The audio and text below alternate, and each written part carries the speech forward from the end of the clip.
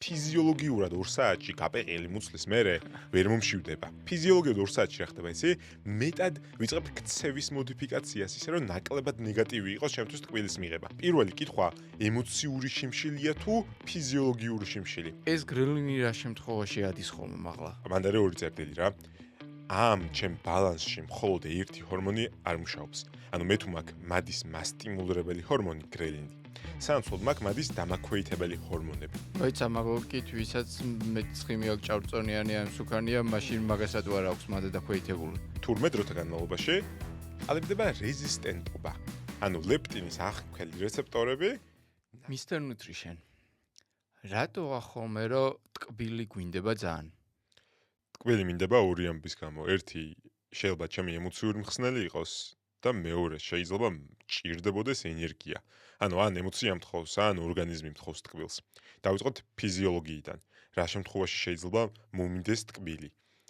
ეს ტკბილის სურვილი ხო მე ვარქმევ ტკბილის სურვილს. რეალურად მე ვიცი რომ რაღაც მინდა და ვიცი რომ კონკრეტული რაღაცა ამასობაში მომწონს და მიყვარს და ეს ყველაფერი ერთად ილინკება, ოღონდ საწყის წერტილი თუ მართლა რეალურად მშია, ანუ ფიზიოლოგიურ შიმშილზე თუ მაქვს საუბარი, ჩემ ორგანიზმს ჭირდება ენერგია. და ჩემმა ორგანიზმმა იცის რომ ენერგიის სწრაფი წყარო მისთვის ნახშირწყლები, კონკრეტულად გლუკოზაა. აი ეს კავშირი, რომელიც ჩემს ორგანიზმში დაბადებიდან და მაქამდე ბევრად კიდე ადრე ევოლუციურად დევს, ნახშირწყლოვანი და მარტივი ნახშირწყლების ანუ ტკბილის საკვების მიმართ, ჩემში ზის. შესაბამისად, მე თუ დღის განმავლობაში ენერგია მაკლია და დანაყრებული არ ვარ, ტკბილი როგორც ენერგიის სწრაფი წყარო არის შვება ორგანიზმისთვის. ეხლა, კითხვა დავსვათ, რა შემთხვევაში უშვებ შეცდომას კვებაში თუ უფრო ხშირად მინდება ტკბილი? მაკლია ცილა, და როცა ადამიანი მეუბნება რომ მუდმივად ტკბილის მოთხოვნილება მაქვს, მაკლია ცილა. არის პირველი ჩემი ეჭვი. მე ვეკითხები დღის განმავლობაში ცილის მიღებას, ან ვაწერინებ 72 საათიან კვებით ღიურს ვაწარმოებინებ, საზღვრავ მისი ცილის საჭიროებას და მიღებას შორის განსხვავებას. თუ ძალიან დიდია განსხვავება, პირველი ვიწყებ იმის თქმით კი არა რომ ტკბილი აღარ ჭამო. ვიწყებ თქმით მეტი ცილის ჭამა დავიწყოთ. და ტკბილის საჭიროება როგორც ენერგიის შემავსებლის ფიზიოლოგიურ ნაწილში აქ ნელ-ნელა დაბლა ჩამოდის. ბოჭკო, რომელიც იდეალური კომბინაცია შეიძლება იყოს ტკბილთან, ანუ მე თუ ტკბილი მომინდა, მაინდა-მაინც ტკბილით კი არ დავიწყო ჩემი სურვილის დაკმაყოფილება. მივირთვა კვება და ტკბილით დავასრულო. ხო, ტკბილი ორ ნაწილში მინდება. ტკბილით დასრულება უნდებათ ხოლმე ადამიანებს საკვების. აი, ტკბილს ეძახიან ინგლისურად. ბოლოს რომ მინდა რომ ტკბილი გემოთი დავამთავრო, იმიტომ რომ ეს ტკბილი გემო ჩემთვის ნიშანია რომ კვება მთავრდება. თუ ესეა და ბევრ ადამიანში ესეა, მათ შორის მეც მაქვს იგივე. მე ვეძებ ვცდილობ რომ დაბალანსებული, ანუ ცილით და ბოჭკოთი მდიდარი კვების მერე მივიღო ტკბილი. იმიტომ რომ ულუფის კონტროლის მიმართივდება და მესამე, ეს ტკბილშიც არსებობს განსხვავება. ხო, არსებობს ტკბილეული, რომელიც მეტ კალორიას და მეტ ნეგატივს მომცემს, ვიდრე სხვა. ანუ ტკბილი გემოსი შეიძლება ისეთი რაღაცები ვნახო, მათ შორის ხილი, რომელიც სიტკბოს დამიკმაყოფილებს და კალორიებით არ შემოსებს. ეს არის ის ფიზიოლოგიური ნაწილი, როგორც ვაგვარებ ტკბილის მუდმივ საჭიროებას, ან ტკბილით კვების დამთავრება მინდა საჭიროებას. როცა ამბობ რომ ფიზიოლოგიურია და მე როცა ცილით არ ვარ შევსებული, მაშინ მინდება ტკბილი. ამას 24 საათიან ჭრილში გულისხმობ თუ ზოგადად კვირის მანძილზე, თვის მანძილზე? თუ საუბრობთ ტკბილი მინდა სულ 24 საათიან დღის ჭრილში უნდა განვიხილოთ ვიდრე კვირის ჭრილში. კვირაში ერთხელ თუ ტკბილი მოგინდა, არ ნიშნავს რომ ტკბილი გინდება სულ. აი, ანუ ამბობ რომ ცილა 24 საათის მანძილზე თუ არ მაქვს საკმარისად მიღებული, მაშინ პოტენციურად შეიძლება ტკბილი მომინდეს. თუ სხვა დროსაც ტკბილი მინდებოდა, ეხლაც ტკბილი მომინდება. ანუ მე გუშინ ცილა ვჭამე, დღეს დამავიწყდა და გუშინდელმა ცილამ დღეს გამატანია, ტკბილის არ მოთხოვნა, ეგრე არ გამოვა. აი, ეგ მარტო ცილის ამბავია? ყველა მაკრონუტრიენტი. აი, არა, რატო ვკითხულობ, იცი, მაგ ყველა მაკრონუტრიენტს მე სადღაც რომ მივდივარ დღესასწაულზე, იქნება ეს დაბადების დღე, ახალი წელი, შობა, რაღაცა, სადღაც ფარტიზე, მე ხო ამ მაკრონუტრიენტებს ვიღებ. და თუ ვიღებ, მაგრამ მე მაინც მინდება ტკბილი. ეგ რა ფენომენია, მაშინ მე ხო შევავსე ის რაღაც. პირველი კითხვა ვიღებ. ანუ წვეულებაზე მივედი დატკბილით დავიწყე, განსხვავდება წვეულებაზე მივედი, ახალ წელზე მივედი, ძირითადი კვება ვჭამე, დატკბილი დავაყოლე. ანუ აი ამ ნაწილში გადმოვდივართ, ეხლა თუ ფიზიოლოგიურად გამოვასწორე, ყველა მიზეზი რის გამოც შეიძლება ორგანიზმი ენერგიას ითხოვდეს და ამ ენერგიას ტკბილში ხედავდეს სწრაფად მისაღებ გზად, ფიზიოლოგიურად გამოვასწორე ყველაფერი და მერე მაინც დაუყებელი სურვილი მაქვს ტკბილის, ეხლა კითხვა დავსვა სწორედ ემოციური მხარე ხომ არ მაქვს რამე ჩართული, რამე ტრიგერი, საწყისი წერტილი ხომ არ არის, რომელიც ტკბილის მიღებას თხოვს, იმიტომ რომ ეს ტკბილია ჩემთვის კომფორტული საკვები, comfort food-ი, ანუ აქ ვეძებ კომფორტს, შეიძლება ვიჯილდოვებ თავს. ამ პირიქით ნეგატიური ემოციების ჩასახშობად ვიყენებ. ანუ პირველი კითხვა, ემოციური შიმშილია თუ ფიზიოლოგიური შიმშილი? აქ ვაკეთებ კითხვას და მე თუ კონკრეტულად რაღაც მინდება, რაღაც მახსოვს, აი ის ტკბილი კი არ მინდა.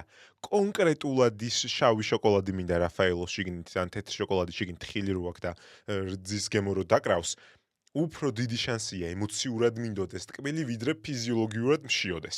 თუ ეს ესეა და ემოციების კონტროლი მჭირდება ტკბილის მიმართ, ჯერ კითხავს ამ მართლა შევძელი თუ არა ნუტრიენტულად დააბალანსებინა, რომ ტკბილის საჭიროება მხოლოდ ემოციურზე დავტოვო და აქ მჭირდება დიდი ალბათობით უფრო ტკბილის მიღების კონტროლი, ანუ ქცევის კონტროლი. და მერე მჭირდება უკვე კითხვის დასმა, რა წერტილში მინდება ტკბილი. ანუ ეგ ხო რაღაცაზე იქნება დამოკიდებული. ოჯახში ვიჩხუბე, უფროსთან საქმეების გარჩევა მქონდა, ბავშვმა კარგად არ დამაძინა, რაღაცა ტრიგერი მაქვს, ჩამრთველი წერტილი, საიდანაც კასკადი მოდის ეს სურვილების. მერეა შედეგი, მაგრამ შუაში არის ქცევა. ანუ მე როცა ემოციურ კვების სტილში ვიწყებ ხელების ფოთიალს და ამ ყველაფრის გამოსწორებას, მე თუ ვარ ფსიქოლოგი, ფსიქიატრი, მე ვიწყებ ტრიგერზე მუშაობას, იმიტომ რომ ამის კომპეტენციაც მაქვს, იმიტომ რომ სხვა ტრიგერებზე, ან ჩამრთვალ წერტილებზე შეიძლება ადამიანთან მუშაობდე. მით უმეტეს თუ კვების ნაწილში მუშაობ. მაგრამ მე თუ ქცევის ნაწილში ნუტრიციოლოგიურად გავყვებით, კოუჩინგის მიდგომით, ქცევას ვასწორებ, რომ ნაკლებად დამაზიანებელი იყოს. და ზუსტად იგივე პრინციპები, რაც ფიზიოლოგიაზე ჩაგირთე, იგივე რჩება ემოციურზე. ერთი, თუ ეს ესეა ჩემ ცხოვრებაში ვხედავ, რომ ან ჯილდო, ან პირიქით ნეგატიური ემოციების ჩამხშობი ხდება ტკბილი, რაც უფრო ხშირად განმეორდა ეს ციკლი ჩემ ცხოვრებაში აქამდე, ეხლაც ვიცოდე, რომ დრო უნდა მივცე ჩემ თავს და ქცევით სულებას, რომ ეს ახალი დადებითი ციკლი ჩამოყალიბდეს. მაგრამ სანამ ეგ მოხდება, სანამ მეტი ცილის და ბოჭკოს ჭამას დავიწყებ, რომ ფიზიოლოგია მაინც დამინდოს, ვიწყებ ქცევის მოდიფიკაციას, ისე რომ ნაკლებად ნეგატივი იყოს ჩემთვის ტკბილის მიღება. ქცევის მოდიფიკაცია, მათ შორის მაქამდე კვება, ქცევის მოდიფიკაცია ისეთი ტკბილის პოვნა, რომელიც შეიძლება ნაკლებ კალორიას მაძლევს, რომელიც ტკბილთან ერთად სხვა ნუტრიენტებსაც მაძლევს, მაგალითად ხილი. ანუ მე შემიძლია ისეთი ქცევა ჩავრთო, რომ ჯერ არსად გავაქრო, არ ავკრძალო, იმიტომ რომ ეგ მეტ ნეგატივს გამოიწვევს და ემოციურ ტკბილის საჭიროებას ვებრძოლო ერთი ფიზიოლოგიას გადაუსვა ყოველთვის თავი ხელზე და მეორე ქცევაში ნაკლებად ნეგატივის მომცემი ტკბილი ჩავრთო, ანუ შედარებით ნაკლებ კალორიული ან მეტი ნუტრიენტული ღირებულებით. გავიგე. კაი, რო გამოვურკვე უკეთესად, ანუ მე თუ ტკბილი მინდება, ეს კავშირშია გრელინია, ხო? თუ რომელი ჰორმონია, რომელიც შიმშილს აპროვოცირებს? გრელინი არის ერთ-ერთი წამყვანი ჰორმონი. კაი, ანუ მე რო ტკბილი მინდება, ეგ კავშირშია იმასთან, რომ გრელინი გაგიჟებულია და გაშმაგებულია და რამე მაჭამეც იძახის? თუ ფიზიოლოგიურად მშია, გრელინი აუცილებლად საქმეში იქნება ჩართული. თუ ემოციურად მშია, მაგას ხოდაშორის მაგკლავები ემოციური შიმშილი არის თუ არა ყოველთვის ფიზიოლოგიის საწყისი. კვლავები ეუბნება, რომ კი, ოღონდ იმდენად მცირედი პროცენტით, რომ გრელინს ვერ დავუბრალებ კონკრეტულად ტკბილის სურვილს. კი, მაგრამ ანუ კავშირში არის, ანუ მე თუ მაგალითად გრელინი გაძლიერებული მაქვს, მომატებული მაქვს, ვიდრე უნდა მქონდეს, მე უფრო მეტად მომინდება ტკბილი. ეს დაშვება რო გავაკეთო, სწორი იქნება? უმრავლესობა ადამიანისთვის კი, ზოგისთვის არა. კაი, ეხლა უმრავლესობას რო გავყვეთ. თუ ეგრეა, ეგ ხო ჭამაზეც ეგრეა, ზოგადად შიმშილზე. იმიტომ რომ ანუ ჭამე, მაგრამ აიმშია. ან ჭამე, მაგრამ მალე მომშივდა. ეგეთ დროსაც ხო გრელინის ამბავია, შეიძლება კიდე სხვა რაღაცების იყოს, მაგრამ მარტო გრელინის ირგვლივ რო ვიტრიალოთ. მაშინ მე რო სადღაც მივდივარ, წვეულობაზე სადღაც ან არ ვიცი, დიდი სუფრაა, მოკლედ გაშლილი, ან ნადიმია. და ამ ნადიმზე რო ძალიან ბევრს ჭამ. რო ჭამე ეხა პირველი საათი როა და დავიწყე ჭამა.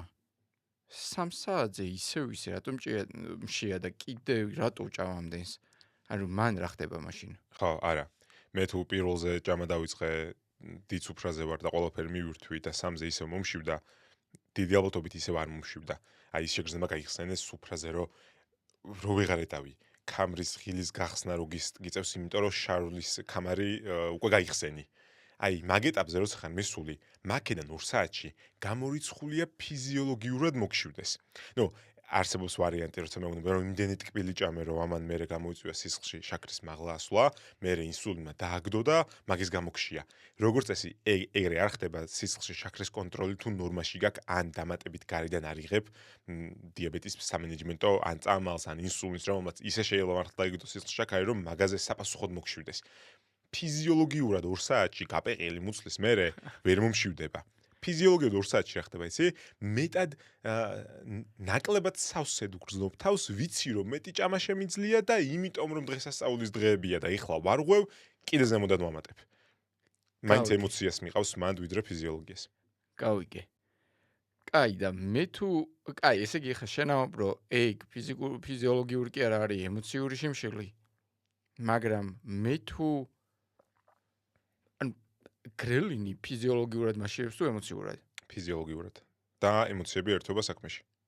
ანუ ცალ-ცალკე თითქმის არ შეგვიძლია განვიხილოთ ჩვენი ფსიქოლოგია და ფიზიოლოგია. ფსიქოფიზიოლოგიური ფაქტორებია ჩართული კომბინაციაში ჩემი ჯანსაღი გზაზე. კაი, ეს გრელინი რა შემთხვევაში ადის ხოლმე მაღლა? გრელინი მაღლა ადის, როცა ნახე, მანდ არის 2 წერტილი რა. ამ ჩემ ბალანსში მხოლოდ ერთი ჰორმონი არ მუშაობს. ანუ მე თუ მაქვს მადის მასტიმულირებელი ჰორმონი გრელინი. სანაცვლოდ მაქვს მადის დამაქვეითებელი ჰორმონები. ლეპტინი, რომელიც ვიცით რომ გრელინთან ერთად სულ ჭიდაობაშია, ჭიდაობაში კი არა რეალურად ცეკვავს. გრელინი თუ ნაბიჯს წინ გადადგამს, ამასობაში ლეპტინმა ნაბიჯი უკან გადმოდგა და მარტო გრელინის ერთმა ნაბიჯმა კი არ მომაშია, ის რომ ლეპტინმა გადმოდგა ერთი ნაბიჯი უკან. ანუ აი ამ განსხვავებას ორივე უზრუნველყოფს და ლეპტინი მაშინ როცა გრელინთან ერთად ასე ხშირად ვიძახით, შეიძლება გაგვიჩნდეს არასწორი წარმოდგენა, რომ ლეპტინი არის პასუხისმგებელი მომენტალურ დანაყრებაზე. ანუ თუ არ ვჭამე გრელინმა მომაშია, მაგრამ თუ ვჭამე ლეპტინმა დამანაყრა? პასუხია არა. ლეპტინი არის წარმოიდგინე ზოგადი მზვერავი, ლეპტინი არის ბოსი. ლეპტინი განსაზღვრავს ცხიმოვანი მასის მარაგის მიხედვით გაშიებს ან არ გაშიებს. ანუ მე რო ვიყავი 100 კილოგრამი და დავიკელი ერთ თვეში ბრა 10 კილოგრამი, ცხიმოვანი მასა მომაკლდა, იმიტომ რომ ცხიმოვანი მასა გამოანთავისუფლებს ლეპტინს. ნაკლები ბოსი ტრიალებს და ეს არის სიგნალი მთელი ქარხანისთვის, რომ ვაიმე მეტი ენერგია გვჭირდება. მოიცა მაგალითად, ვისაც მეტი ცხიმი აქვს ჭავჭონიანი ან სუქარნია, მაშინ მაგას რატო არ აქვს მადე დაქვეითებული? ძალიან კაი კითხვა. და ეს იფიქრეს მაშინ, როცა ლეპტინი აღმოაჩინეს. 1990-იანი წლებიდან უნდათ ლეპტინის გამოყენება, როგორც სიმსუქნესთან და კონკრეტულად ტიპი 2 დიაბეტთან მებრძოლი წამლის. ხო, თუ ლეპტინი ნაკლებად მაშიებს, ანუ ლეპტინი განსაზღვრავს ჩემ მადის სტაბილურობას, თუ მეტი ლეპტინი მაქვს, უფრო ნაკლებად მშია. ანუ უფრო მეტად ვაკონტროლებ ჩემი მადის კონტროლს. ხო, ლოგიკურია. მეტი ლეპტინი, მეტი დამაქვეითებელი ჰორმონი მადის ნაკლებად მშია. და მე კითხავს ვამთ, რაც უფრო მეტია ადამიანის მასა. ანუ რაც უფრო სიმსუქნის მქონე ადამიანია, ჭარბწონიანია, უფრო ნაკლებად უნდა შიოდეს. დაადე ნებისმიერ ადამიანს ხელი, ვისაც ისტორია ქონია თუნდაც ჭარბწონის, გეტყვით რომ პირიქით. ეხლა რო ნორმალურ ტონაზე ვარ, მადა კონტროლში მაქვს და მაშინ მქონდა გაფრენილი მადა. მაშინ რა ხდება? იგივე შედეგი მიიღეს ლეპტინის შეყვანა როცა დაიწყეს, როგორც გარეგანი დრაგი. თურმე დროთა განმავლობაში ყალიბდება რეზისტენტობა. ანუ ლეპტინის აღქმელი რეცეპტორები ნაკლებად რეაგირებენ ლეპტინზე. ზუსტად იგივე თემაა, რაც ინსულინ რეზისტენტობის დროს არის.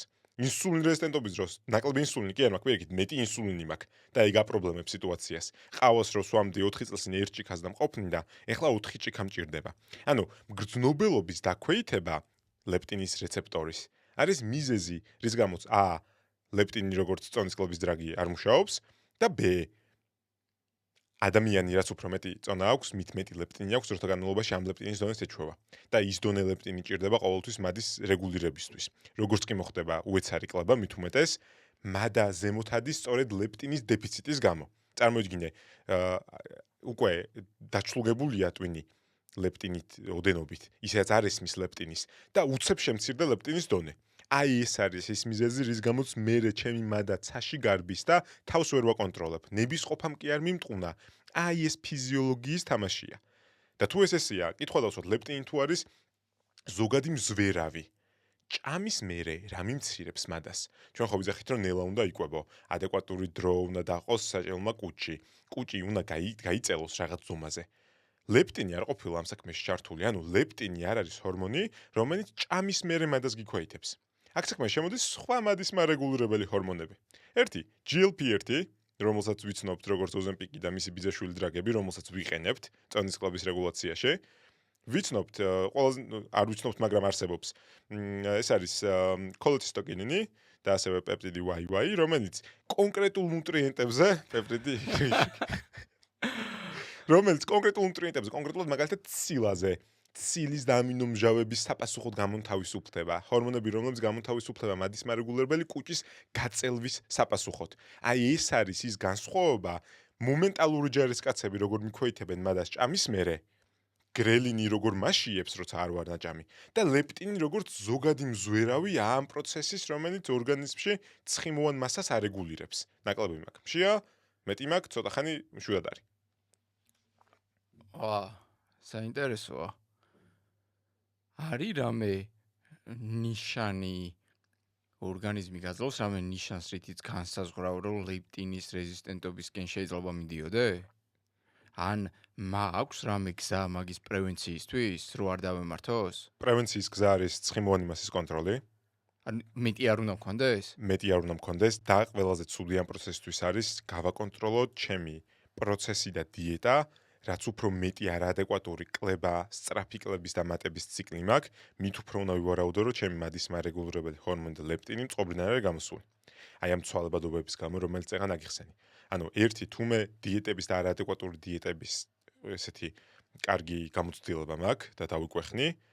მეორე ცხიმოვანი მასა როგორ მაქვს ახლა ორგანიზმში და მესამე ალბათ სუბიექტური სიმპტომი, რასაც ვიგრძნობ არის ერთი ნაჭამი ვარ და მაინც მშია, ვერ ვნაყრდები ვერასდროს და მესამე წერტილი ამასობაში არის, აი შეიძლება იმ წერტილამდე მივოდია, რომ გონების დაკარგვამდე მშია. ანუ მარტო საჭმელზე მეფიქრება. ჩემი ყველა სხვა мотиваცია მოხსნილია ცხოვრებაში, თუ არ ვჭამე იმ დროს. არსებობს ლეპტინის ისეთი მუტაციები და ისეთ დაავადებები, რომელიც კონკრეტული გენეტიკური მუტაციისგან არის გამოწვეული, სადაც ადამიანს ლეპტინი ორგანიზმში არ აქვს. არ გამომუშავდება. ესეთი არის იშვიათი შემთხვევები. ამას ვეძახით სიმსუქნის მონოგენურ სიმსუქნეს. ანუ სიმსუქნე, სადაც ერთი კონკრეტული გენია დამნაშავე. ესეთი სიმპტომები და ძალიან ჭარბი წონა და სიმსუქნე, როგორც წესი, ბავშვობის ასაკიდანვე ვლინდება ხოლმე და მისი მენეჯმენტი და კონტროლი არის სასწაულად რთული. ამ დაავადების სადაც ლეპტინის პრობლემა მაქვს, ვერაფრით ნაყრდებიან ბავშვები ყოველთვის შია და შესაბამისად ყოველთვის ბევრს ჭამენ და შესაბამისად მივდივარ წერტილამდე, რა წერტილშიც სიმსუქნე ხდება დაავადება, რომელიც ბევრ სხვა ქრონიკულ დაავადებას თავისთავად შეერთავს. თუმცა უმრავლესობა ადამიანისთვის სიმსუქნე არის პოლიგენური, მათ შორის, ანუ ბევრი გენია ჩართული საქმეში და ამასობაში პოლიფაქტორული, რომ მარტო გენეტიკა კი არა, გარემოა ჩართული, ცხოვრების წესი და კვება. გავიგე. ეგ საინტერესო იყო. ეხლა რაც მაინტერესებს, რომ დაუბრუნდეთ ჩვენს ჰორმონებს და იმას, რომ რატომღაც უმშია ან მინდა რომ ტკბილი ვჭამო. თუ ეგ არის ძირითადად ემოციური. ანუ ნახე, ახალ წელს ან რაღაც მსგავსზე რომ მივდივარ.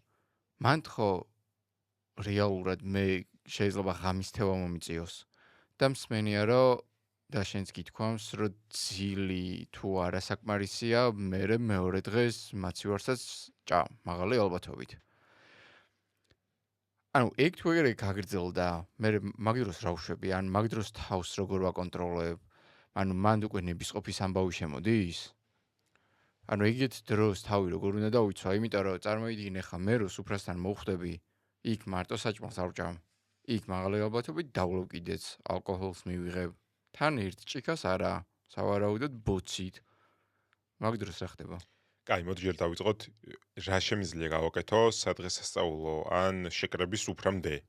პირველი რაც შემიძლია გავაკეთო იმისთვის, რომ თავი მეტად ვაკონტროლო, ან შანსები გავზარდო, რომ თავი ვაკონტროლო, არის არ მივიდე სუფრაზე მშიერი. აი, ეს მოცემულობა, რომ საღამოს ისედაც საჭმელი მაქვს და ეხლა დღეს მოდი გაწმენდის დღეზე ვიქნები საღამომდე, გამოიწვევს იმას, რომ შენ საღამოს კიდევ უფრო ნაკლები ალბათობაა, რომ საერთოდ რაოდენობის კონტროლზე გაამახვილო ყურადღება. თვალებს დაგიბნელდება, ბევრი გემრიელი საჭმელი წინ გიდევს, არც იმას ითვალისწინებ, ჯერ რომელიც ძირითად კვებაზე გაამახვილო ყურადღება, არც ცილს უყურებ, არც ბოსტნეულს უყურებ, არც ალკოჰოლის რაოდენობას აკვირდები. ამიტომ რჩება, რომ საღამომდე მოვიცადო და იქა ვინაზღაურო კალორიები, კი არა, ინაზღაურებ, გადააჭარბებ კიდევაც. ამიტომ სუფრაზე მიდი ნაჭამი.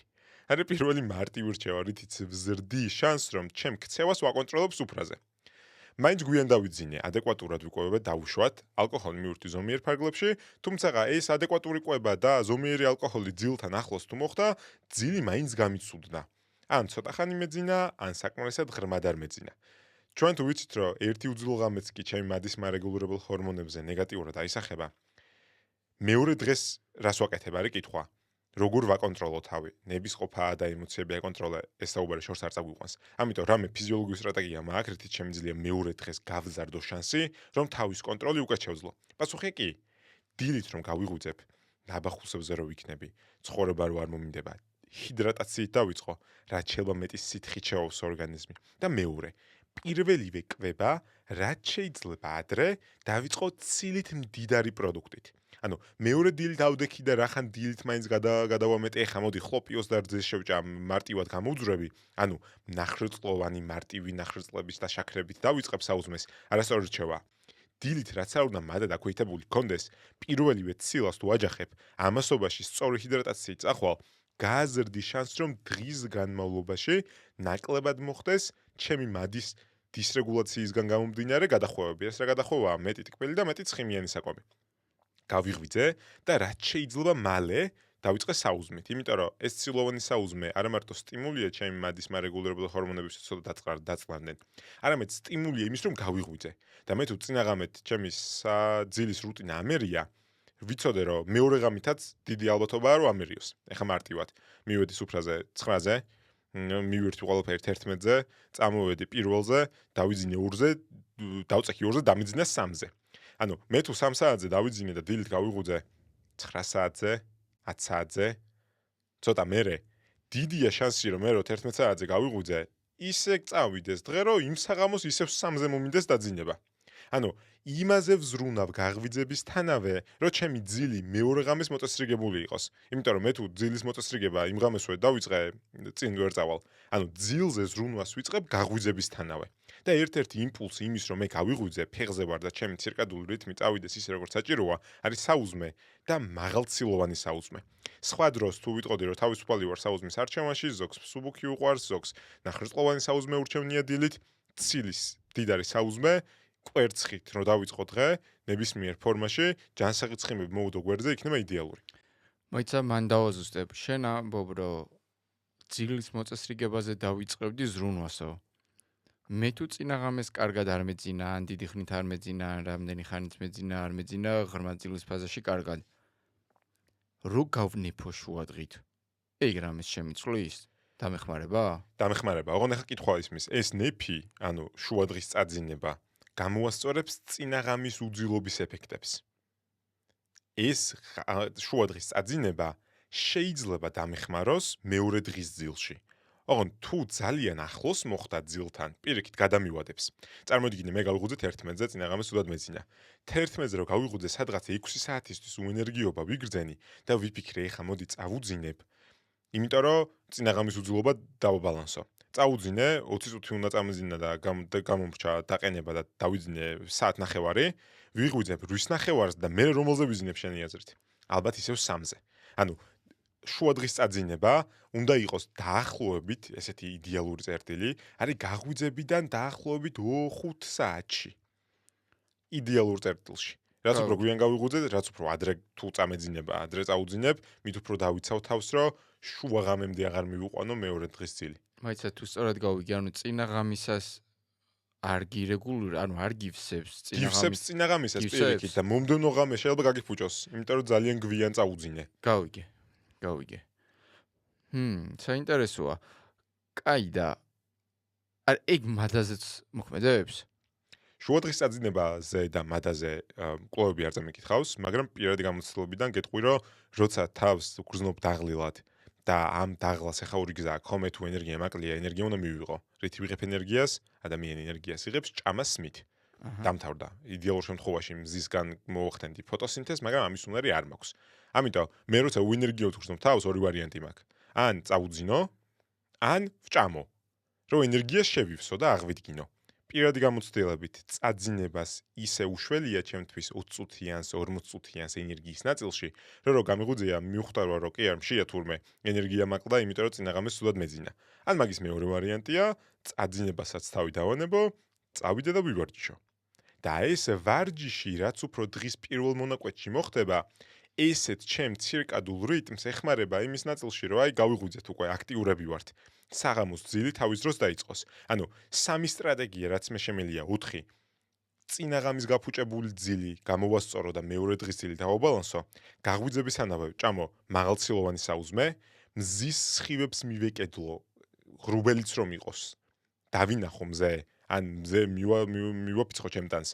ჰიდრატაცია გაღვიძებისთანავე და ფიზიკური აქტივობა დღის პირველ მონაკვეთში. აი ამ 4 სტრატეგია შემიძლია ჩემი ცირკადულ რიტმს უთხრა რომ აბა აი რესტარტის ღილაკს მივაჭირო ხელი. ჰიდრატაცია რატო ახსენებ? უკვე მეორე დახსენე. იმიტომ რომ კრიტიკულად მნიშვნელოვანი ჩამრთველია ჩემი ორგანიზმისთვის სტიმულია რომ გავიღვიძე.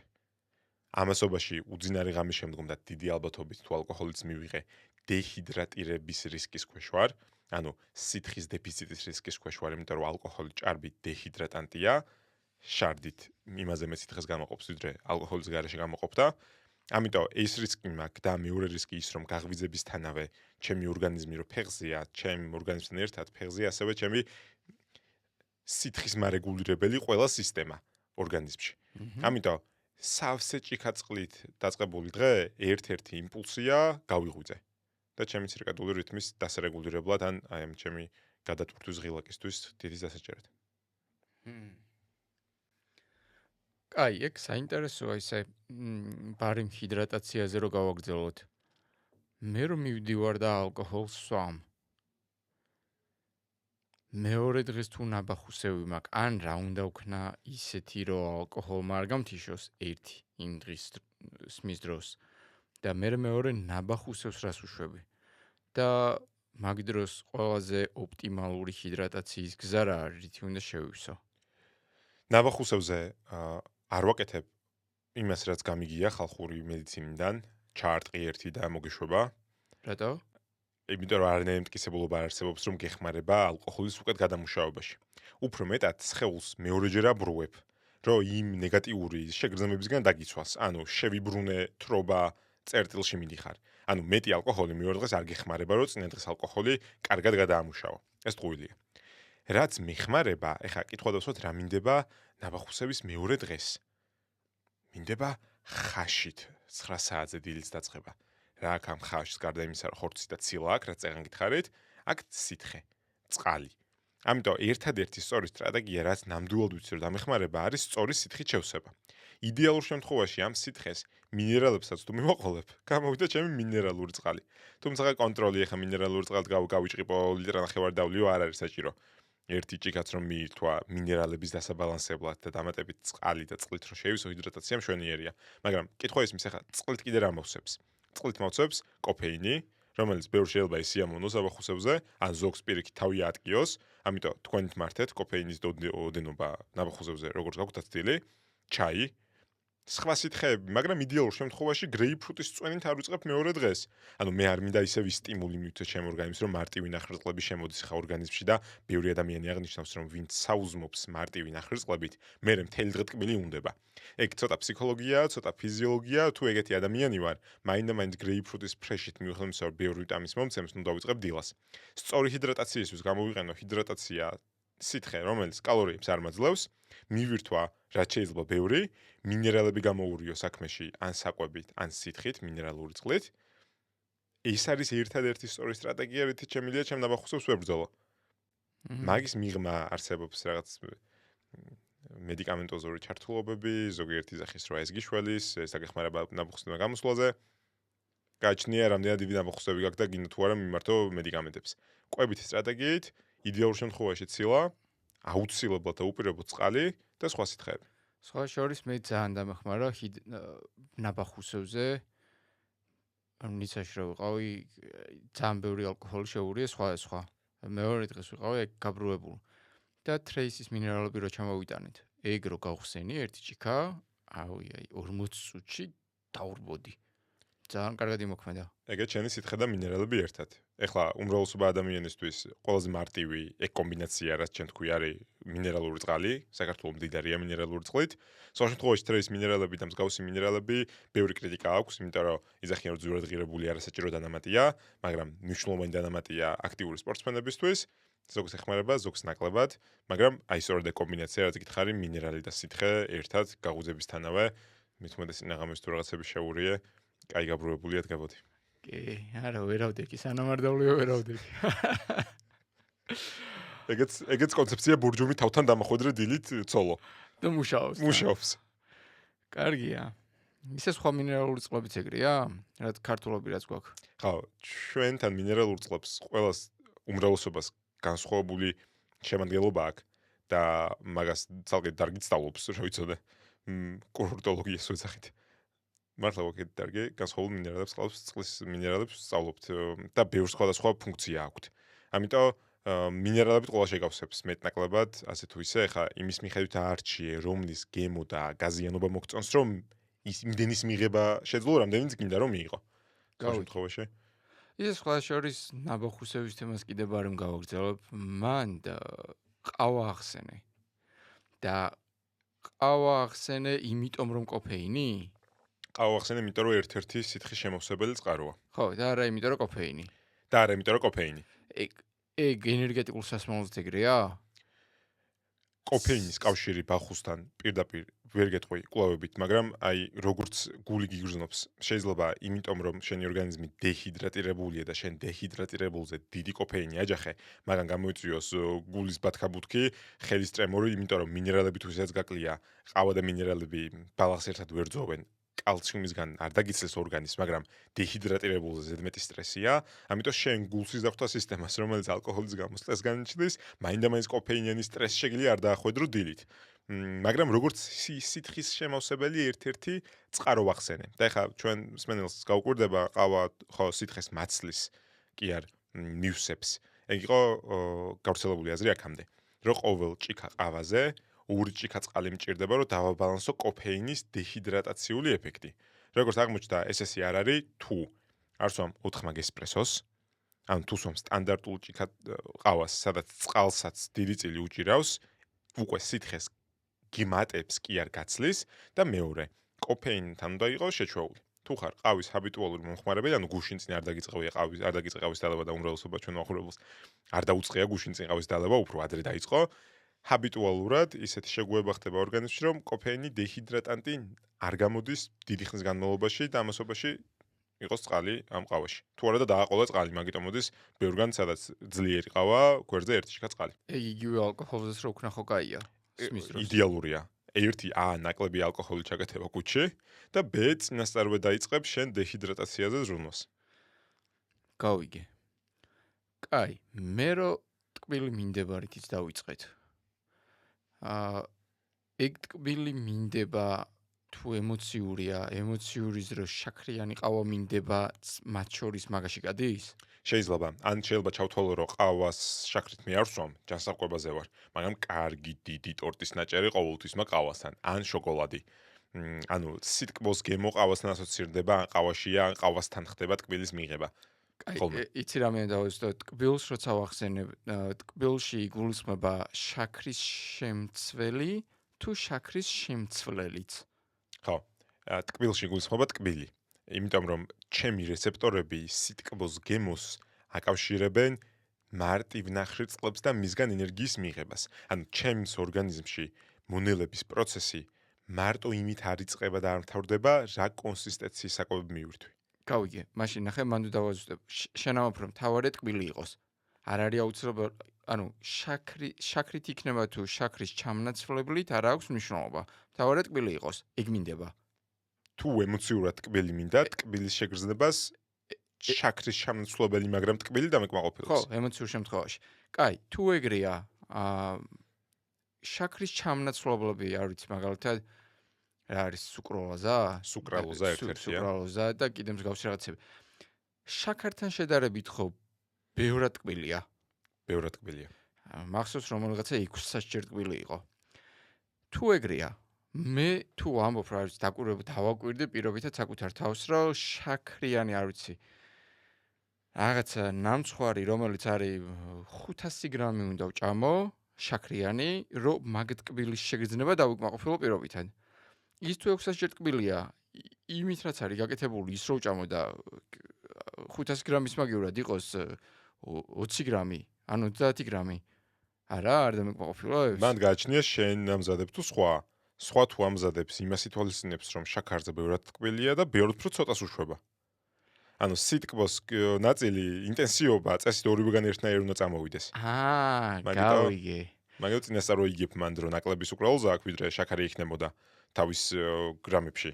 ერთმანეთთან შედარებით კი არა, თავის თავთან შედარებით. გავიგე, მაგრამ მან მოიცა, მაშინ თუ ეგრეა ძალიან ბევრის გამსმენია რომ შაქრიან Red Bulls როცა სვამენ ხოლმე ძალიან მოსწონთ. მაგრამ უშაქროს როცა სვამენ, ფუ ეს რა არის, რა ტკბილია. ეგ განცდა აქვთ. ოღონდ ფუ ეს რა არის, ძალიან ტკბილია კი არ არის მანდ. ეგ არის განსხვავებულად ტკბილია. და გეტყვი რატო? იმიტომ რომ შაქრის ჩამონაცვლობით ამზადებული პროდუქტები, მათ შორის სასმელი, განსხვავებულ სიტკბოს გაძლევს. აი როგორს გაძლევს, ძე? სიტკბოს ხო გაძლევს და მერე განსხვავებულ გემოს აგრძელებს. შაქარი მივიღე, გადავყლაპე, ტკბილის გემო ვიცი, გაიარა. შაქრის ჩამნაცვლებელი ჩემ პირიზღრუში რჩება და ისეთ გემოს მაძლევს, რომელზეც როცა მიუჩვეველი ვარ, ვიძახი რომ რა ტკბილია. ტკბილი კი არ არის, დიდხანს გაგრძელდა ეს გემოს იმპულსი ჩემს პირიზღრუში. მაგრამ ეგეც მიჩვევადია, ანუ ორი კვირა რომ დაიწყო უშაქროთი ჩანაცვლობა, მეორე კვირის ბოლოს განსხვავებას შეამჩნევ, მაგრამ არ იტყვი რომ აი ისმინდება. ეხლა კომენტარებშიც ბევრი გვიწერდა კოლოზე რო ჩავწერეთ ვიდეო, რომ უშაქრო ისეთი საშინელი გემოსია, შაქრიანის მიდალო მირჩევნია და მოუყდე მირჩევნია, ვიდრე უშაქრო დავლიო. და ეგრე არ არის. როგორც ყავას ეხლა რო ადამიანი შაქრიანს სვამს, მამაჩემი რომელიც 5 კოვს იყრიდა ჩაიში შაქარს. ეხლა 3 კოვზი თუ აქვს ჩაყრილი, უკვე ოკეი, აი 2 კოვზი თუ ჩაუყარე, უკვე გრძნობს. და როგორც აქამდე სვამდით ვიღაცები ყავას შაქრის და ეხლა გადახვედით უშაქროზე, იმიტომ რომ უფრო ჯანსაღი ვარიანტია, იგივე კომბინაცია შეგიძლია გააკეთო 2 კვირა გაიჭირო და მერე უშაქროზე აღარ გექნება ნეგატიური რეაქცია. კაი, როცა ტკბილზე ვსაუბრობთ, ეგ მან მე მგონი ალბათ კითხვა აღარ მაქვს. გარდა ერთი ნაწილისა, რომ რა ხდება ჩემს ორგანიზმში. იმიტომ რომ თუ მე ტკბილი მომინდა ანუ ძირითადად ტკბილი შეიძლება მომინდეს ხოლმე იმის გამო, რომ მე არ მაქვს მოწესრიგებული ცხოვრება. ანუ ძალიან არეული მაქვს, სტრესი მაქვს, სულ რაღაცა ჯანდაბა ხდება. ღამე გვიან ვიძინებ, შიფტებში მუშაობ, ან რაღაცა. ანუ მაგ დროს ხო შეიძლება, ანუ მაგ დროს ხო უფრო მეტად მინდება ხოლმე ტკბილი. დიდი შანსია. ხო, მაღალი ალბათობით. და თუ ეგრეა ეს მე თუ ცხოვრების სტილს ვერ მოვაწესრიგებ, გამოდის რომ ეგრე გაგრძელდება. და ეგრე რო გრძელდება 1 წელი და 2 წელი, მაგ დროს ჩემს ორგანიზმს სად ერხევა? ანუ ცხოვრების რა მიფუჭდება და პოტენციურად რა რისკები მიჩნდება, იმიტომ რომ ესეთი სტრესი მაქვს და ამ სტრესის დროს ტკბილი 12 საათზე ვჭამე, მერე 3-ზე ვჭამე, მერე 5-ზე ვჭამე, მერე 7-ზე ვჭამე და აშენდა ბიზნესი. მე დავიქეცი. პირველი რას ვიზამდი არის ის რომ ვიტყოდი რომ თუ შენ თქვი რომ ცხოვრების სტილი თუ არ შეიცვალა, მაშინ ტკბილს ისე ვიღებ. ხო და ეგ არის წერტილი, სადაც მინდა განსხვავება გავაკეთოთ რა. ყოველთვის იარსებებს შენ არსებულ ცხოვრების წესში ისეთი ცვლილება ქცევაში, ცხოვრების წესში კი არა, რომელიც დაგიცავს ნეგატიური ფაქტორებისგან. ანუ იგივე ცხოვრება დავტოვე, არ დავაქციე ბიზნესი და ყველაფერზე უარი არ ვთქვი, ოჯახს არ დავშორდი, სხვაგან არ გადავცხოვრდი. არ არის აუცილებელი თავდაყირა დავაყენო ჩემი ცხოვრების სტილი, ისე რომ ჯანსაღი ყვება მოვარგო ჩემ ცხოვრების სტილს. ანუ ის რომ შენ ცხოვრების სტილიდან გამომდინარე სტრესი გაქვს და მაგ სტრესზე ტკბილი გინდება, მან ქცევაში აუცილებლად იქნება წერტილი, სადაც დიეტას, ანუ ჯანსაღ ყვების სტილს მოირგებ. იქ მარცხდებით, სადაც ჩვენ ვერგებით დიეტას. ყველა ეგეთი გზა განწირულია. ამიტომ ერთი ეს მინდა დავაზუსტო. და მეორე თუ არაფერი იცვლება არც ქცევაში და ვაგრძელებ ხშირად ჭარბი ოდენობით მარტივი შაქრების მიღებას, კიდე გააჩნია როგორია ჩემი გენეტიკური წინაპირობა დროთა განმავლობაში მეტაბოლური პროცესები და კონკრეტულად შაქრის კონტროლი და მისი დარღვევიდან გამოწვეული ნეგატივები არის მთავარი საფიქრალი. ან დროთა განმავლობაში ორგანიზმი, რომელიც ინსულინით უმკლავდებოდა შაქრის შეშობას უჯრედებში და მერე ნაწილის დამარაგებას, მაგას ნაკლებად ეფექტურად აკეთებს. მაგიტო დროთა განმავლობაში მეტი და მეტი ინსულინი მჭირდება იგივე შედეგის მისაღებად, რაც მოყვება ინსულინ რეზისტენტობა, ინსულინ რეზისტენტობა თუ ქცევით ადაპტაციით ან კვებით ან ზოგჯერ ჩართულობით პრედიაბეტამდე მივიდა და დავიწყე მაგის კონტროლი ხომშვენიერი, თუ ამის კონტროლი არ დავიწყე და ამასობაში ჭარბი წონა დამედო, უფრო იზრდება რისკი სიმსუქნესთან ერთად ტიპი 2 დიაბეტის, ამას მერე მოყვება რისკი გულსდახთა სისტემის ჯანმრთელობის, ანუ რეალურად ერთი სისტემის დაზიანება არ არის ხოლმე საკმარისი რო დაიქცეს ჩემი ქვეყანა. ეხლა მაგალითად ტიპი 1 დიაბეტი გაქვს და შენს ორგანიზმს რაც აქვს წყობრიდან გამოსული, არის ინსულინის არქონა და შაქრის ვერშეშვა უჯრედში. მაგრამ ეგ თუ კონტროლირებადია, სხვა ყველა ფაქტორი ხო კონტროლირებადი ხდება. ანუ რეალურად ერთი ფაქტორმა დამინგრია ჯანმრთელობა არ ვიძახით. ფაქტორმა რომელსაც არ მივხედე და ჩაითრია თავის თავში გულსიზრახთა სისტემა, ლიპიდური პროფილი, სიმსუქნე, ტიპი 2 დიაბეტი, ნევროლოგიური გართულებები, აი ეს არის უკვე ის, რაც მერე ასაკთან ერთად მოდის და ზოგიერთ ადამიანს, ვისაც ინსულინ რეზისტენტობა აქვს, შეიძლება და დიდი ალბათობით არასდროს არ გამოუვლინდება ტიპი 2 დიაბეტი. მაგრამ ეგ არის უკვე კარტების თამაშია, ჩემი ორგანიზმის გენეტიკური წინასწარ-განწყობა, ჩემი გარემო და ჩემი ორგანიზმი სად დამისტუყებს. მაგრამ ეგ არ ხდება ერთ დღეში და ორ დღეში. კაი, მან ბარემ დავაზუსტებ. მე რო ტიპი 1 დიაბეტი მაქვს და ინსულინს ვერ გამოყოფს პანკრეასი. მჭირდება რომ ნემსი შევიყვანო. რო არ მქონოდა ტკბილი რომ ეჭამა პანკრეასი გამოყოფდა ინსულინს, მერე დაარეგულირებდა გლუკოზას სისხლში და ამ ციკლს გააგრძელებდა რამდენჯერაც ტკბილი არ უნდა მეჭამა. მაგრამ რაღაც ეტაპზე შენ ამბობ რომ ამ პანკრეასი მოწვდება, ან რაღაცა უჯრედი გახდება რეზისტენტული ინსულინის მიმართ, ან რაღაცა მსგავსი და მე რაღაც რა ქვია ეგეთ დაავადებებს. აბა, ტიპი 1 დიაბეტი რაღაც დაავადებაში გადის, რაღაცას ეძახიან, აღარ მახსოვს, რაღაც მითხრეს სადაზღვევოში. თანდახოლილი? არა, რაღაცა სადაზღვევოში რა სიტყვა გითხრეს ხო, იმიტომ რაღაცა კლასიფიკაცია მიანიჭეს, არ მეც პირველად გავიგე რამდენიმე თვის წინ. მაგრამ ანუ ეგეთი რაღაც რომ მიმართება. მე პანკრეასი გამოდის წყობრიდან. მაგრამ ეხა ჩემ შემთხვევაში მე პანკრეასი ისეც რო არ მიმუშავებს და ინსულინს გარედან ვახმარ. ჩემთვის რა რისკთან შეიძლება იყოს დაკავშირებული, რომ ყოველ 3 საათში ერთხელ ტკბილი ვჭამ, მაგრამ რამდენიც მჭირდება ინსულინი, იმდენი დავიმატო გარედან. ზუსტად იგივე რაც ექნებოდა ჩვეულებრივ ადამიანს ნორმალური შაქრის კონტროლით, ვისაც ინსულინი გამონთავისუფლება, ინსულინ რეზისტენტობა.